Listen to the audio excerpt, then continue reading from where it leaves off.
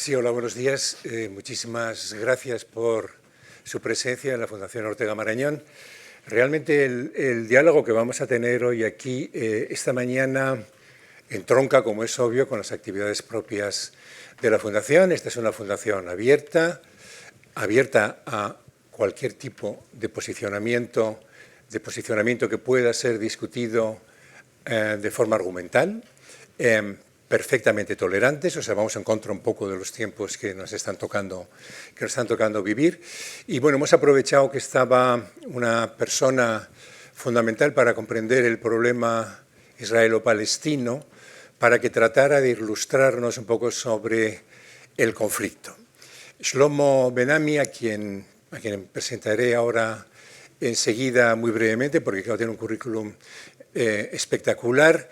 Creo que es una de las personas que viene reflexionando con más tino sobre lo que ha ocurrido en esa zona del mundo a lo largo de las últimas décadas, bueno, prácticamente desde el 47, cuando se fundó el Estado de Israel. Él tiene además una enorme ventaja, y es que combina varias facetas que son imprescindibles para entender lo que pasa, por utilizar la expresión tan orteguiana.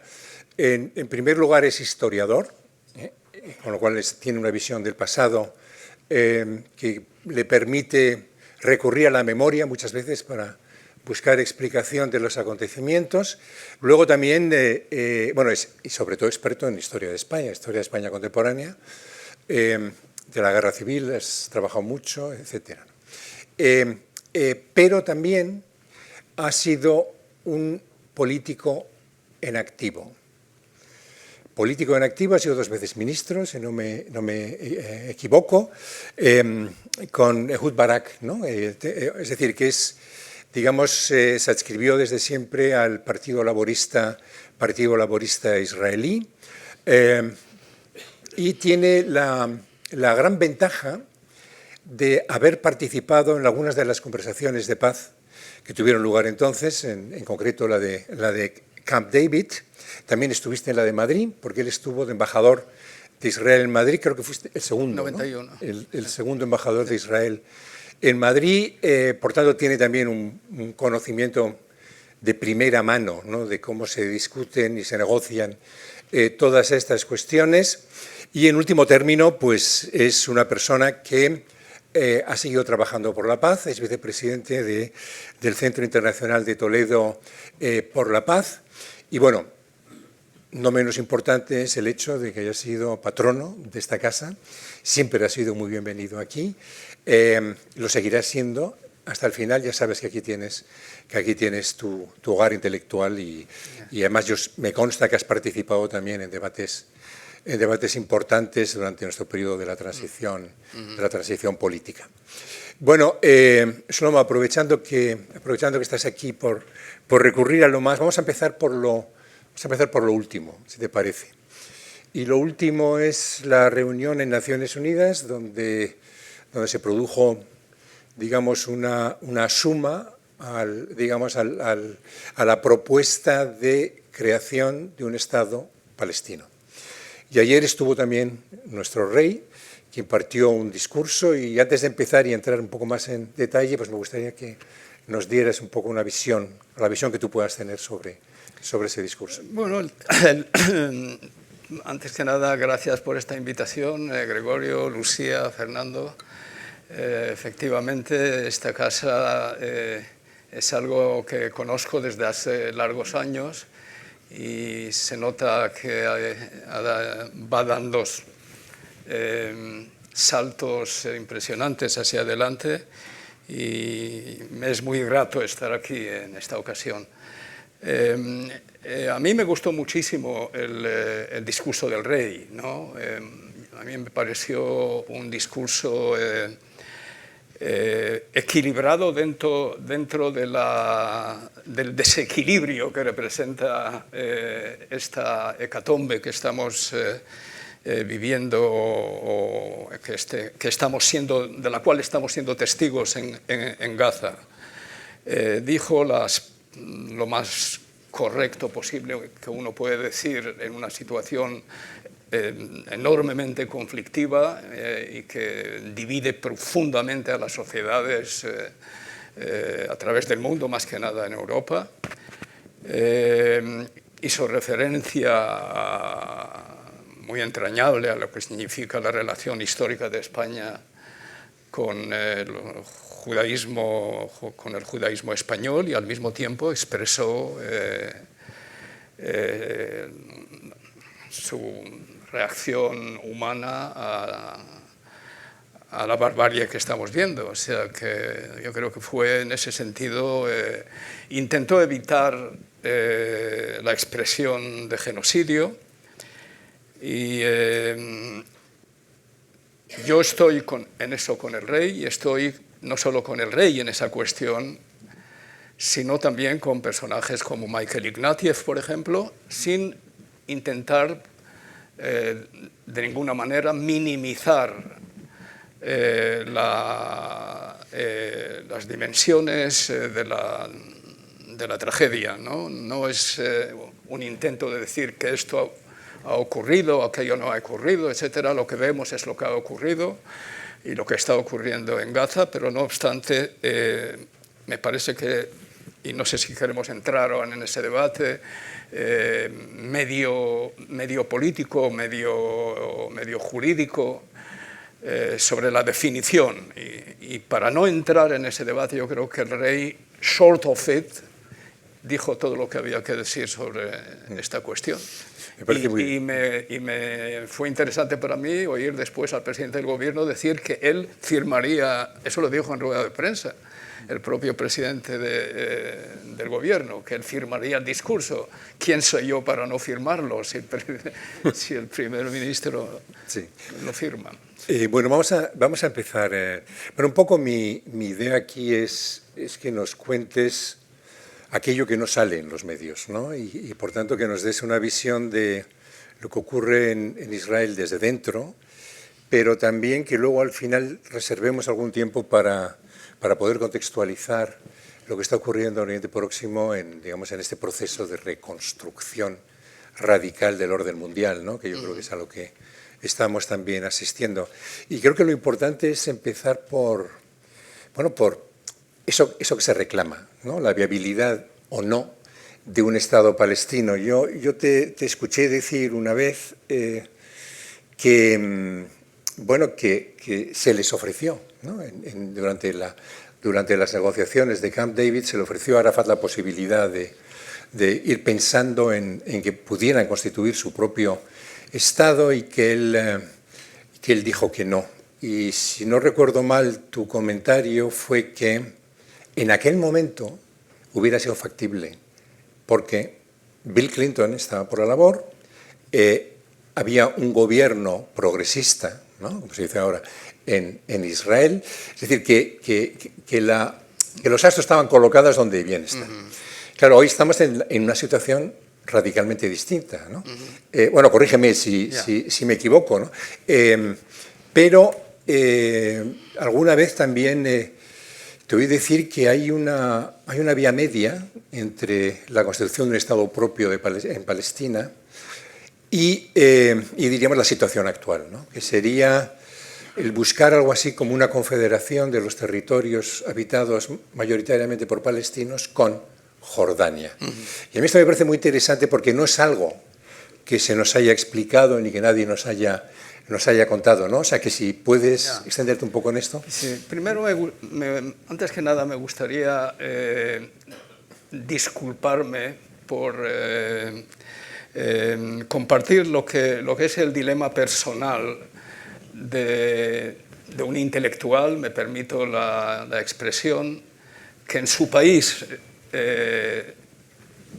se define como izquierda, ¿no? O progresista, en el contexto israelí, todo dentro de las circunstancias, como decía Ortega, y ahí, de alguna manera, está marginado, ¿no? Porque el gobierno, la mayoría, es de derechas. Hubo un proceso de radicalización hacia la derecha a raíz del fracaso del proceso de paz en los primeros años del milenio, no es posible entender esta radicalización de la sociedad israelí si no se entiende la percepción que se creó a raíz del fracaso del proceso de paz. La percepción fue que, bueno, miren, les hemos ofrecido todo, lo han rechazado y por lo tanto, pues a ver, esta gente lo que quieren es destruirnos.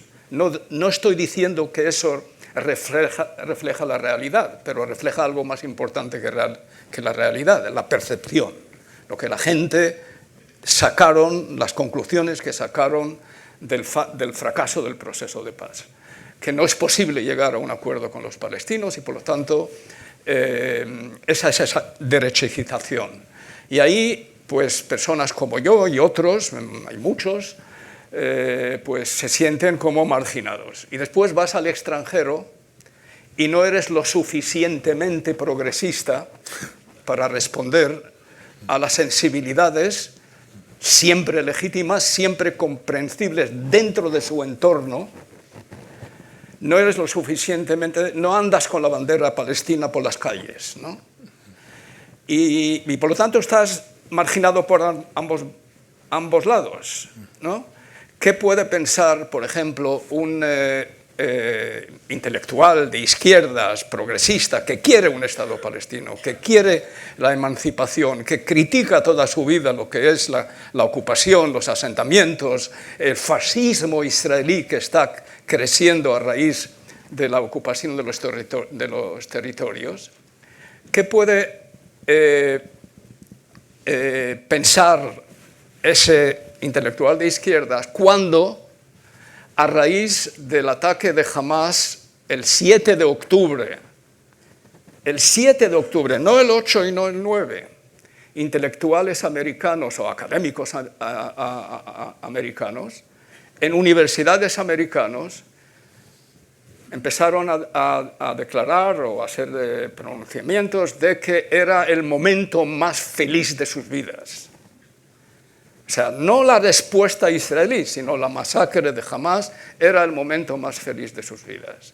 O sea, no puedes estar ahí. No estás con los tuyos, pero tampoco puedes estar con esa visión. Y es en ese centro, yo nunca me gustó lo que es el centro, ¿no? Porque yo creo que hay que tomar posiciones, ¿no? Pues ahí está ubicado hoy más o menos el progresista israelí. Y llevamos ya 3 años desde que llegó este gobierno al poder, el gobierno en Israel, de protestas multitudinarias, masivas, contra el gobierno. El primer año estaba centrado en la reforma judicial, en un intento del gobierno de copiar el modelo de Turquía y de Polonia y de Hungría, en el que el Ejecutivo controla realmente el Poder Judicial. Esa fue la primera y después siguió con esa inercia hasta estos días, ¿no? Sin poder derrocar al gobierno. No se pudo derrocar al gobierno, entre otras cosas, porque es una protesta bastante civilizada. El otro día, en un encuentro en Tel Aviv con el comité que organiza parte de estas protestas, en el que participo de vez en cuando, les dije, miren, si ustedes queréis de verdad ver cómo es una protesta, abran el telediario por la tarde y veréis la protesta en París por la decisión de Macron de reducir los días de vacaciones, no sé. Y veréis cómo funciona una protesta. Llevamos 3 años de protestas sin un herido, sin un muerto, sin un policía herido. Así no se puede derrocar a un gobierno. O sea, es como un concierto de gente, digamos, de lo que es el centro izquierda israelí civilizado. Y eso es enfrentarse a un gobierno cuyo primer ministro es el cinismo político personificado. Netanyahu no tiene ningún escrúpulo cuando se trata de luchar por la permanencia en el poder. O sea, y por lo tanto estás con un gobierno que está haciendo lo que le da la gana, pero ¿por qué tiene la mayoría parlamentaria? O sea, y el sistema parlamentario, como sabéis, da, en mi opinión, muchísimo más poderes al primer ministro que lo que le puede dar el sistema presidencial. En el momento que tienes la mayoría, haces lo que te da la gana. Y ahí estamos. O sea, claro que se criticó a los israelíes, y con razón, a estas protestas que están enfocadas más que nada en la cuestión de los rehenes.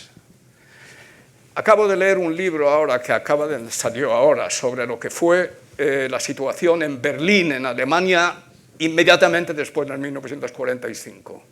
La total incapacidad de los alemanes en aquel momento de simpatizar, empatizar con el holocausto de los judíos. Tenían sus propios problemas en aquel momento. Lo escribió un alemán, se me escapó el nombre, es el segundo libro que escribe, brillantísimo como el anterior. El anterior era Vértigo, que es un libro sobre el colapso de la República de Weimar.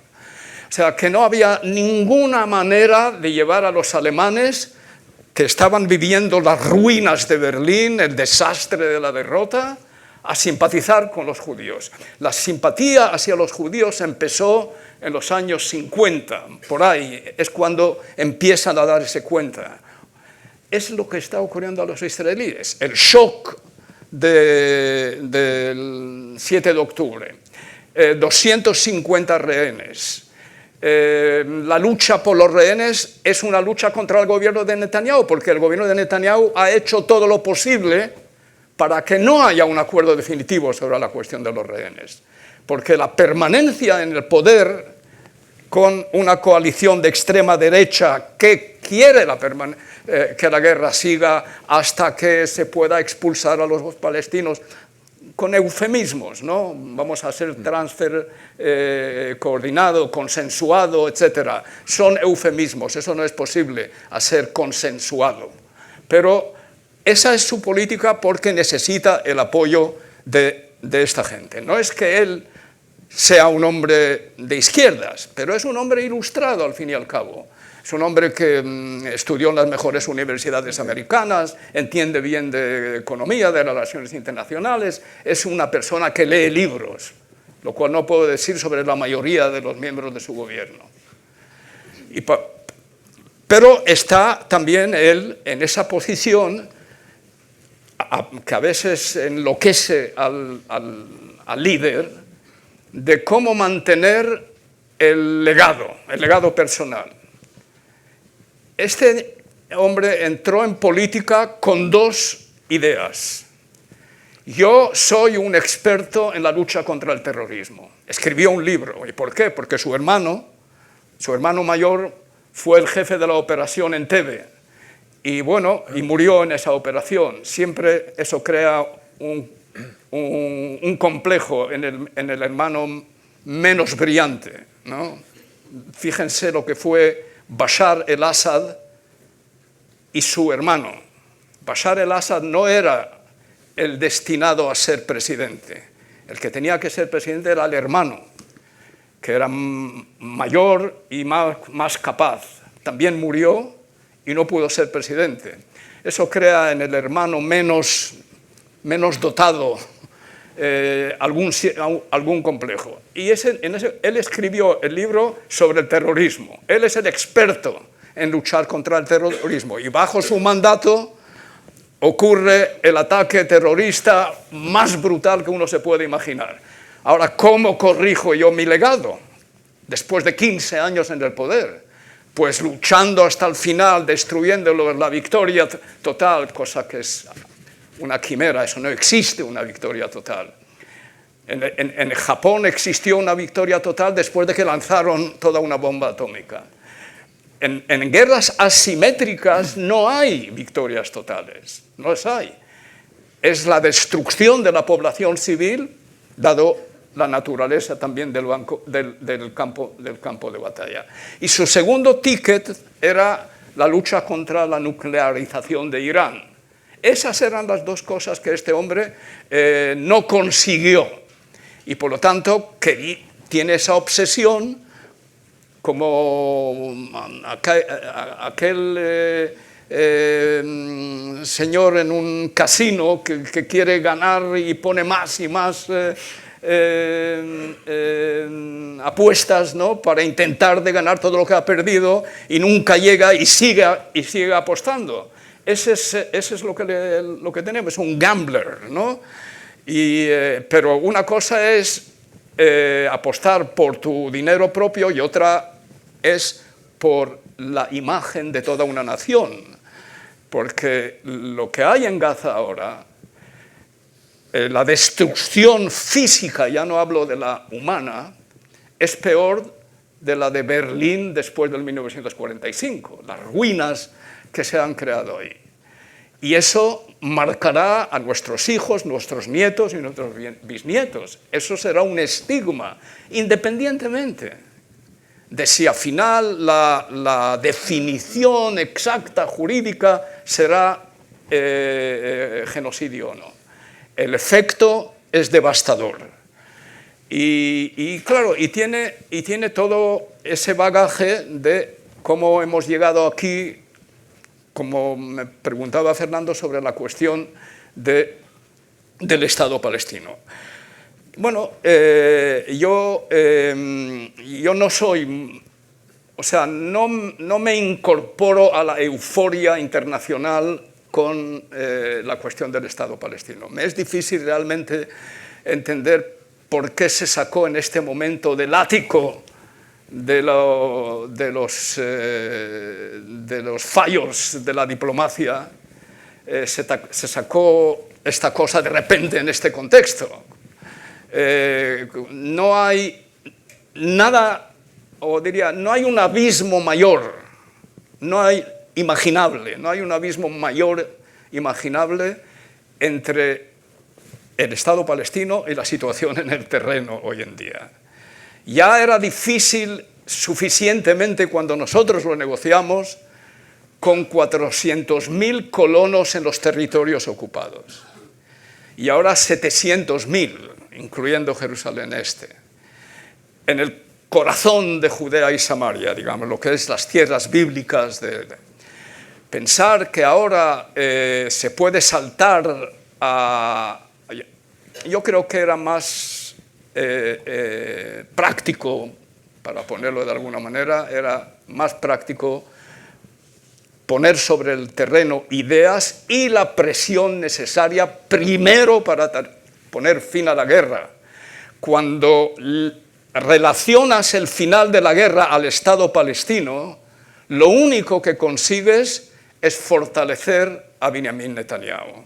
Porque hoy en el New York Times, hay un artículo de uno de los líderes de la oposición israelí, explicando a los americanos: no os equivoquéis, el rechazo al Estado palestino no es una cuestión personal de Netanyahu. Nosotros también lo apoyamos ese rechazo, la oposición. O sea que lo único que haces es conviertes a Netanyahu en el defensor del pueblo que ya ha sido castigado por esta invasión de Hamas, etc., en el defensor contra la amenaza ultimativa.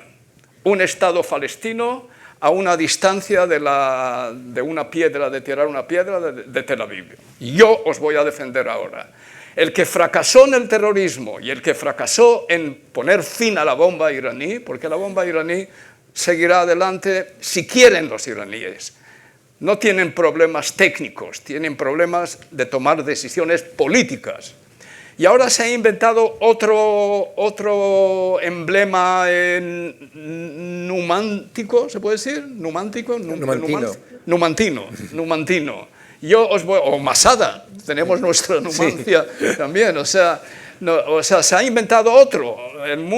Este mundo antisemita que no entiende la complejidad de la situación aquí, de repente nos ha sacado del ático de la diplomacia internacional esta idea del Estado palestino. Y yo os voy ahora a proteger, y él lo hará mejor que este inútil que escribió el artículo de hoy en el New York Times. O sea que la complejidad es que el Estado palestino, en términos prácticos, ya la mayoría de los israelíes, la mayoría abrumadora, no piensa que es algo que pueden vivir con ello. Cuando nosotros estábamos en el gobierno, sí, era lo que habíamos luchado. Por eso habíamos negociado. No solo en la cumbre de Camp David. Si entráis en TikTok, veréis que el pobre Clinton no para de aparecer ahí explicando qué es lo que dio, qué es lo que ofreció y lo que le rechazaron. En una entrevista que tuve con un web hace bastantes años, yo dije que si yo fuera palestino, yo hubiera rechazado la propuesta de Camp David. Y mantengo esta posición hasta hoy, porque creo que no era suficiente. Y que Arafat entendió que la mejor manera de forzar a los israelíes a llegar de hacer una oferta mejor que la de Camp David era la intifada. Hizo la intifada y consiguió una oferta mejor. Porque 6 meses después de Camp David, Clinton presentó los parámetros de Clinton. Y ahí, al igual que Netanyahu hoy, no tiene el genio del exit, saber cuándo salir, cuándo desvincularse, cuándo parar la guerra, Arafat no supo que hay un momento en que tienes que levantarte de la mesa y decir, no es lo perfecto, pero eso es lo que hay. Y los parámetros de Clinton los rechazó, incluso después de los parámetros de Clinton, fuimos a otras negociaciones en Taba, y ahí hicimos avances adicionales, y no hubo manera. O sea que a lo mejor se podría hacer otra cosa, se podrá hacer otro kvetch, o sea, darle otro empujón. Pero si le das otro empujón, lo que ocurre es que se te quiebra la espina dorsal política. Si no tienes poder político, eso lo entienden muy bien los políticos, de verdad, no como yo, un amateur de política. Los políticos que hicieron de la política toda su vida, mantenerse en el poder es esencial a todo precio si quieres hacer cosas grandes. Si no tienes poder político, pues puedes escribir poesía, puedes escribir libros de historia, pero no puedes hacer historia. Y aquel que quiera hacer historia tiene que tener poder político. El tema de los acuerdos con los palestinos fue que Arafat nunca entendió realmente que empujar a más es llevar al colapso del líder que te hace la oferta. Y su colapso significa que te quedas con las manos vacías. Y después viene ¿quién? Ariel Sharon, que eso es lo que ocurrió. Sí. O sea y eso a los israelíes les llevó radicalmente a la derecha. Pero ahora hay 2 personas, espero que su libro se traduzca al castellano en breve, no es un libro muy voluminoso, Hussein Agha. Hussein Agha es un palestino, es todo. Hussein Agha es medio palestino, poco libanés, chiita, medio persa, pero es uno de los personajes más brillantes que yo he conocido en mi vida. Hussein Agha, que fue negociador en nombre de Abbas, fue el think tank personal del presidente palestino, Hussein Agha, un íntimo amigo mío. Y Rob Malley, el asesor de Clinton en cuestiones de Medio Oriente y el asesor de Obama en la cuestión de Medio Oriente, Rob Malley. Estos 2 personajes son los íconos ultimativos del Two-State Solution. Ahora acaban de publicar un libro desvinculándose de la idea porque yo lo hice antes que ellos, pero ellos son mucho más brillantes que yo. y en el libro de ellos, y también publicaron un artículo en New York Times, otro en The New Yorker, está por todas partes. ¿Qué piensan que esto ya no es? Y no hay que, la nueva diplomacia no tiene que basarse en cosas que han fracasado una y otra vez. De eso sabía Albert Einstein algo. No puedes presumir de hacer siempre aquello que ha fracasado y pensar que ahora va a tener de repente éxito cuando las condiciones incluso son peores. O sea, y no tienes, y eso es lo más importante posiblemente, no tienes líderes ni en esta parte ni en la otra. Arafat era, con todas sus deficiencias, era un líder metahistórico. Arafat era un gigante. Arafat era un líder más grande que la vida, bigger than life. Pero cuya firma a un acuerdo sería vinculante para todos, incluso para Hamas. Porque él tenía esa personalidad mítica. Hoy no hay nada. Es que no hay nada. Abbas, no hay nada. Y por la parte israelí lo que tenemos son un cínico, textbook cynic, que es Netanyahu, y la derecha que hay. Así que mucho depende, en mi opinión, del presidente Trump. Si Trump decide dar un golpe sobre la mesa y parar esta guerra, difícilmente veo que apoye la idea de dos estados de la forma que se entiende hoy en Occidente. Eso es muy, muy difícil que vaya a...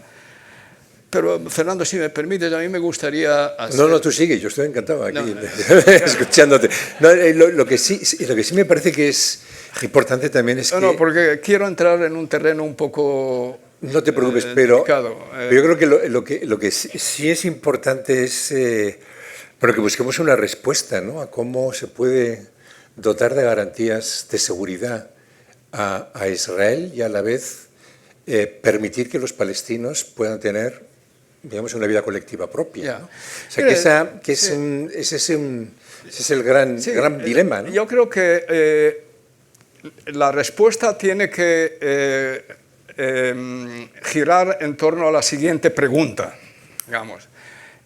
Si hoy preguntamos a un palestino que está padeciendo la ocupación, y no solo lo de Gaza es la historia que todo el mundo ve, pero se ve menos lo que está ocurriendo en Cisjordania.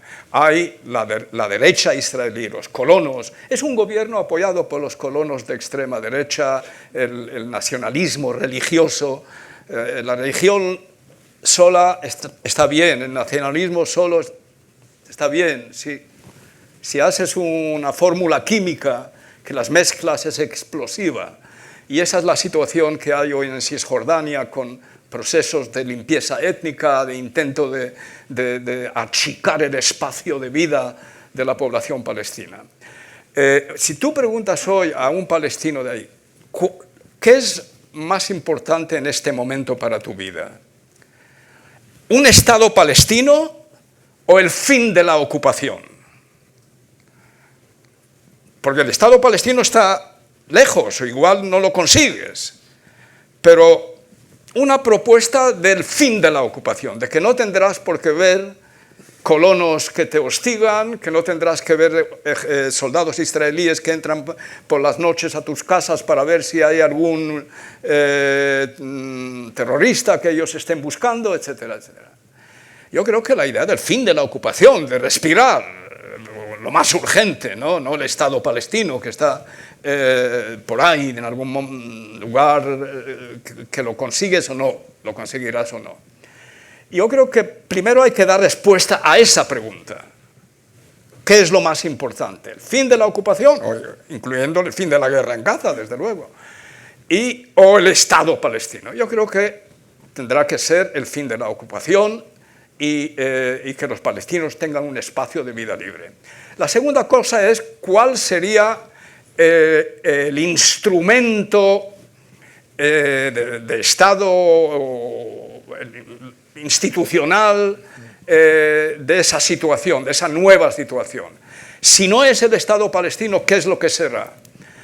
Claro, si tú preguntas hoy a los colonos, etcétera, dirán sí, autonomías, etcétera. No, yo creo que eso es eufemismo para crear una situación surafricana, sí, que ya está ahí, pero sin solución surafricana. Porque la minoría judía no va a dar el poder a la mayoría árabe. Eso es Sudáfrica sin solución surafricana. En paréntesis, yo diría que hablando de las sanciones, a mí me gustaría que algún estudiante o investigador relacionado con la Fundación que intente hacer algún estudio, ¿qué es lo que de verdad hizo caer el sistema del apartheid? ¿De verdad fueron las sanciones? Yo creo que más que las sanciones, lo que era el fin de la Guerra Fría y el hecho de que Estados Unidos ya no necesitaba a Sudáfrica, al régimen surafricano, como parte del organigrama anticomunista que ellos... así que las sanciones nunca han llevado a que un país se caiga de rodillas y haga lo que de otra manera no hubiera hecho. Pero de todos modos, vuelvo a la situación institucional. En el 2008, dos antiguos primer ministros jordanos propusieron la idea de una confederación jordano-palestina. Uno se llamaba el Majali y el otro al-Masri. Al-Masri no le conozco, al Majali le conocí porque era un negociador histórico en las cuestiones de Jordania con Israel, etc. Y ellos propusieron una confederación jordano-palestina. Y cuando les preguntaron ¿por qué demonios aparecéis con esta idea?, la respuesta fue que esa es la reacción de ellos, y ellos no lo hubieran propuesto sin el beneplácito del rey. Hoy no, hoy el rey hijo de Jordania no acepta esta solución, pero entonces ellos dijeron que esa era la respuesta de ellos a la idea del primer ministro de entonces en Israel, Ehud Olmert, de retirarse unilateralmente de la gran parte de Cisjordania. Porque también Israel tiene un dilema, no es el dilema si los palestinos es Estado o fin de la ocupación. Para los israelíes el dilema es el suicidio del Estado judío a través de la dilución del Estado en un espacio judeo-árabe con minoría judía, o un Estado democrático judío con una minoría importante árabe, que es la que hay hoy. 21% de la población del Estado de Israel son árabes. Ese es el dilema.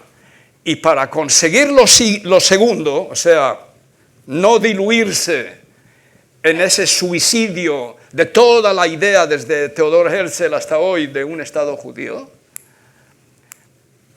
retirarse unilateralmente. Si no podemos llegar, si la comunidad internacional lo que nos exige, dice esta visión, Ehud Barak, por ejemplo, apoya esta actitud. Si no podemos conseguir la solución de dos estados, aquella que nos pide la comunidad internacional, pues lo que haremos es que nos retiraremos de una forma unilateral, que por cierto, Sharon empezó a hacerlo. Lo hizo en Gaza y empezó a hacerlo en Cisjordania. Nos retiramos de una forma unilateral, nos anexionamos unilateralmente, por lo cual las fronteras no serán legítimas, pero ¿qué más da? Tantas cosas ilegítimas ya hemos hecho en nuestra historia, pues una más. Esa dice esta visión, que es anexionar en torno a 8% de Cisjordania, los bloques de asentamientos que están cercanos a la antigua frontera. Eso obliga a Jordania, nos decían estos primer ministros, porque el caos que se va a crear a raíz de la retirada unilateral va a ser tal que por instinto de supervivencia Jordania tiene la necesidad de tener un pie y un control sobre Cisjordania. El rey Hussein, el padre del actual rey, nunca quiso oír de la idea de dos estados. Toda su vida política luchó contra la idea de dos estados. Él apoyaba una solución federal y confederal para la cuestión palestina. Estos dos autores que les he mencionado, Hussein Agha y Malley, ¿no? Rob Malley, proponen también la solución jordana. Yo creo que de una forma bastante clara, basándose en cosas que yo había escrito. Y también con una incertidumbre, no es que alguien crea que eso es factible inmediatamente. Estamos enfrente de uno de los problemas más prolongados, más difíciles de resolver que la comunidad internacional ha conocido jamás. Ahora, permítame lo que quería antes decir, y lo planteo como una preocupación, si queréis, o más bien como un tipo de pregunta que sin darle cierta respuesta no vamos a ir a ningún lado. Y somos suficientemente mayores, yo y Gregorio, los demás son muy jóvenes, para saber que en nuestra vida no hemos conocido el caso de ningún movimiento nacional que haya tenido el volumen de apoyo que el movimiento nacional palestino tiene, popular. No hemos conocido algo parecido. Incluso el movimiento nacional judío, el sionismo después del Holocausto, quiero recordaros, cuando en el 1947 se votó en Naciones Unidas la declaración de un Estado judío y un Estado árabe, se votó con 33 votos en una Asamblea General de 55 miembros. O sea, casi se pierde. Algo parecido al apoyo abrumador que la cuestión palestina tiene en la conciencia occidental, no ha habido nunca nada parecido. Y lo que sorprende es que el resultado haya sido cero. ¿Cómo nos explicamos el fenómeno? Bueno, vamos a dar una explicación la más natural. La maldad absoluta de los israelíes. Es una parte de la explicación. No será la segunda parte la total incapacidad del movimiento nacional palestino a coger el momento histórico y tomar decisiones históricas. Coger esta ola y decir, aquí yo me paro, tengo un presidente en Estados Unidos que se llama Bill Clinton, no lo que tenemos ahora, que dispara por todas partes y no deja ni a Abbas a llegar al acusado de crímenes de guerra. Netanyahu le deja llegar a la Asamblea General, y al palestino, que todo el mundo exige que se le dé un Estado, no le deja entrar. No, estamos hablando de Bill Clinton, que para él estuvo dispuesto a ignorar la cuestión de Corea del Norte. Corea del Norte en ese momento era lo más importante que le ocupaba, y dijo, no, ahora me ocupo de Palestina, porque ese es el legado de mi gran amigo Yitzhak Rabin, mi amigo asesinado Yitzhak Rabin. Hizo todo lo que pudo y no pudo rematar la faena, no pudo llevar a Arafat a que lo acepte. O sea, algo tiene que ver esa sensación. Y créanme, Israel no es muy popular eso es understatement. No es muy popular en la comunidad internacional y menos aún en Naciones Unidas. Menos aún en Naciones Unidas. En septiembre del año 2000 era la primera vez en nuestra historia que en la Asamblea General de la ONU éramos, wow, populares que no os podéis imaginar. Era después de Camp David y todo el mundo quería verme, quería desde luego al primer ministro, tal, y los discursos y siempre cuando das un discurso en la Asamblea General de la ONU hay un pasillo, en el que vas a un pasillo y ahí el que quiere saludarte viene a saludarte. Y la gente que venían a saludar era de todo, desde Congo hasta... Era muy popular.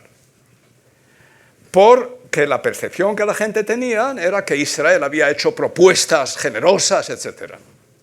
Arafat no podía resistir porque era su campo local, era la ONU y se sentía muy mal. Después empezó la intifada. El momento que empezó la intifada, yo lo viví personalmente cuando en mis viajes al extranjero, ya era toda otra historia. La responsabilidad se puso sobre Israel. Shlomo, ¿me permites interrumpirte un segundito? Porque vamos un poco mal de tiempo. ¿Cómo conectas esto que estás describiendo? Porque yo creo que al final estamos llegando a una percepción muy parecida en estos momentos, ¿no?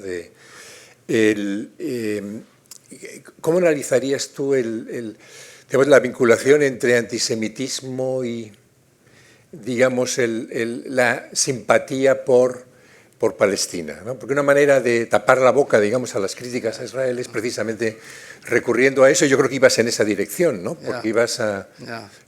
Bueno, yo no al igual que tengo mucho cuidado en utilizar la palabra genocidio en el aspecto de lo que está ocurriendo por parte de Israel, yo no me gustaría, como hace Netanyahu, con gran ligereza, utilizar la expresión antisemitismo. Yo creo que está tocando en gran medida centros neurálgicos muy sensibles en la conciencia occidental. Yo realmente no creo que esto sea antisemitismo. Hay otra cosa que sí creo que es, pero no es antisemitismo, es la cuestión judía en Occidente, ¿no? Yo solía decir a los palestinos de vez en cuando, en distintos contextos, no os equivoquéis, el mundo está interesado en la cuestión palestina porque los judíos están involucrados en ella. Hay aquí periodistas que saben muy bien que para que un relato periodístico tenga un volumen enorme, como se espera, tiene que ser parte de una historia mayor. Ahí está lo que estás contando, pero lo que estás contando, por ejemplo, sobre Sudán, donde hay ahora también otro genocidio, si queréis, pero no hay manifestaciones en Occidente por Sudán. Pero hay en Sudán ahora hambre y muertos civiles a cantidades. Pero Sudán no forma parte de una historia más grande. Lo que forma parte de una historia más grande es la presencia judía en Occidente, es la interacción, la relación de amor y rechazo del judaísmo, del judío en Occidente. Y por lo tanto, el hecho de que los judíos que han marcado a Occidente con la marca de Caín, ¿no? ¿Caín? Marca de Caín. Sí. ¿Marca Caín? De Caín, decimos. De Caín. Ha marcado a Occidente con la marca de Caín. Eso, de alguna forma, libera un mecanismo en la conciencia occidental de reinvertir la metáfora sobre los judíos. O sea, los judíos también hacen genocidios. No solo lo sufren, sino que también los hacen. Sí, mire, en el 2003 hubo una batalla en una de las ciudades de Gaza, no, perdón, de Cisjordania. En esa batalla murieron 52 palestinos y 23 soldados israelíes. José Saramago definió a Jenin como Auschwitz. Dijo, Jenin es Auschwitz. En el 1982 yo estaba en un sabático en la Universidad de Oxford y participé en un debate con John le Carré. John le Carré decía entonces que la invasión israelí en el Líbano es un genocidio israelí. Hubo una gran ligereza en la utilización del término genocidio por las guerras de Israel. Pueden hacer el Google, fácilmente encontraréis la respuesta. En el 1948 había en Palestina 1 millón y medio, si exagero, 2 millones de palestinos. Hoy son 13 millones en el mundo. En Israel ha habido, en el Estado de Israel, en el 1948, el 11% de la población era palestina. Hoy, a pesar de que millones de judíos emigraron a Palestina, al Estado de Israel, hoy la población palestina en Israel es el 21%. No el 11%, el 21%. Claro que se hizo una definición reduccionista del término genocidio. Lo dice el propio Amnesty International. Amnesty International acusó a Israel de genocidio, pero en su informe insistió en que la definición es demasiado estrecha del término genocidio y hay que ampliarla. Alguien escribió un artículo, que si queréis os puedo dar el enlace, diciendo que esto es un ejercicio en ampliar la definición de genocidio para que lo que Israel está haciendo que entre en la definición.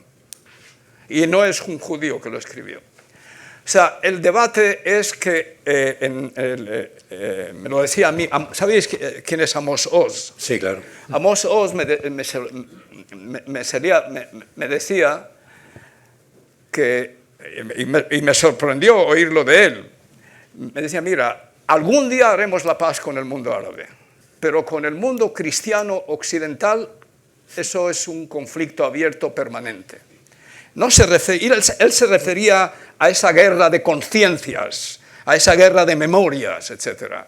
Con todo esto no quiero decir ni por un segundo, no quiero minimizar los crímenes de guerra que se están cometiendo pero, de hecho, la única manera de pararlo es sacar a este gobierno que tenemos, porque si esto termina ahora, pues habrá otras cosas con este gobierno, sacarlo de la ecuación política y a ver si también los israelíes pueden hacer un restart, a ver si podemos empezar de nuevo. No va a ser fácil reconciliarse con los palestinos. Si os fijáis, todas las encrucijadas que hemos tenido en este conflicto. 1937, la propuesta británica de partición de Palestina en el 1937, después 1947, después 2000, después 2008, todo eso son propuestas de paz. 2014, empiezan con una euforia palestina basada en el rechazo. Esa euforia se convierte en una tragedia de manos del opresor israelí y lo que queda es la sensación de superioridad justificada, superioridad moral de la víctima y la acusación permanente del victimario, pero sin solución política. O sea, eso, no sé, propongo un libro, Schievelbusch es un historiador alemán que publicó un libro cuyo título es Historia de las derrotas, o la cultura, el título del libro es La cultura de la derrota. Schievelbusch, es un libro fantástico donde estudia la derrota del 1870 de los franceses, después de Versalles, ese tipo de derrotas que lo que dejan es la sensación de superioridad moral, pero que no te dan ninguna solución política. Y yo le dije una vez a Abbas en Camp David, y le dije, mire, a veces me da la impresión que te da más satisfacción que haya otra resolución de la ONU condenando a Israel que tener el Estado palestino. Porque ese Hussein Agha que yo he mencionado, Hussein Agha, desde mi amistad con Joaquín Romero Maura hasta Hussein Agha no he conocido una persona de tal brillantes, de verdad. Hussein Agha negoció con Netanyahu en el 2014 en nombre de Abbas. Y me decía Hussein Agha, nada de lo que vosotros habéis hecho ni se acerca a las propuestas de Netanyahu. Dije, pero ¿cómo puede ser? Y después lo vi, sí, efectivamente, Netanyahu en ese momento propuso un Estado palestino en las fronteras del 1967, en el 2014. Y yo le pregunté a Hussein Agha, ¿y tú cómo explicas esto? Y el representante de Abbas me contestó, era un movimiento táctico por parte de Netanyahu porque sabía que Abbas lo iba a rechazar. Eso lo dice el negociador en nombre de Abbas. Así que esta ola de reconocimiento del Estado palestino tendrá validez si los palestinos son capaces una vez por todas de decir, aquí hago esto, tomo una decisión histórica y no espero que me la den, que me la regale la comunidad internacional. Puede aparecer el señor Abbas y hacer, por ejemplo, una declaración histórica, metahistórica, en los siguientes términos, digamos, ¿no? Él, en 2014, por ejemplo, él había rechazado la propuesta de Netanyahu sobre la base de que Netanyahu le exigió que reconozca a Israel como el Estado del pueblo judío. Y Abbas se opuso, no quería reconocer como el Estado del pueblo judío. Pues hace una declaración que los dos estados significa no el pueblo israelí, significa que el pueblo judío, esta es la patria de los judíos. ¿Qué es lo que te exigieron? Y Palestina es la patria de los palestinos. Y hace una segunda declaración, porque la lógica más primitiva en relación con este conflicto es que el retorno de palestinos, de refugiados palestinos a Israel proper, no va a ocurrir. Es que no va a ocurrir. No es que sea justa o injusta, no va a ocurrir. Habéis estado engañando a vuestro pueblo durante siglos de que va a haber un retorno. Declara que esto es el final del retorno. Está dispuesto a poner el fin porque necesitas que cambie el rumbo, cambie la corriente derechista en el seno de la sociedad israelí. Y así a lo mejor podemos empezar a hablar de dos estados, porque si tú no estás dispuesto a reconocer un estado que que históricamente sea el refugio de los judíos, pues no hay por dónde empezar a hablar, ¿no? Shlomo, hemos superado el tiempo, pero creo que hemos llegado a un punto ya mucho más constructivo y que además seguramente nos va a ilustrar a todos. Muchísimas gracias por tu presencia. Creo que estamos todos de acuerdo en que ha sido iba a decir un diálogo, pero un monólogo tremendamente fructífero. Yo desde luego he aprendido muchas cosas y bueno, como judío que eres y por el aprecio que tenemos a Israel y al pueblo judío también, junto con el pueblo palestino, pues os deseamos verdaderamente que se pueda alcanzar aquello que nos has sugerido al final, que haya valentía por parte de ambas partes para tratar de acabar con esta situación de barbarie y buscar un camino hacia la paz. Muchísimas gracias de nuevo.